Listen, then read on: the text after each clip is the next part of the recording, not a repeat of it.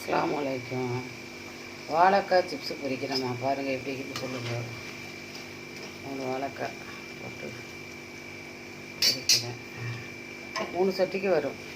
மஞ்சள் லேசாக உப்பு போட்டு வத்தல் கருவேப்பிலையில் அதுக்கு 2வது எடுத்து வச்சு சாப்பிடுங்க. ரொம்ப நல்லா இருக்கும். இதெல்லாம் வைக்கிறேன்னு பாருங்கள். கையால் தான் இந்த கத்தியால் தான் சாப்பிட்ற பண்ணேன் அப்படின்னு பார்த்து சொல்லுங்கள். சாப்பிட்ற மிக்ஸ்லாம் போட்டால் ரொம்ப தூளாக போயிடுது. அதனால் இதுலேயே செஞ்சுக்கிட்டேன்.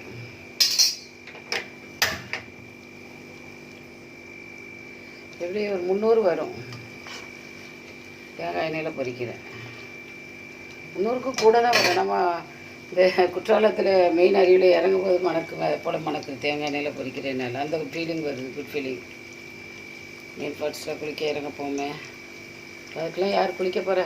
இது சாமான்கள் வாங்க போகும்போது இது வருது, ஞாபகம் வருது. அஸ்ஸலாமு அலைக்கும்.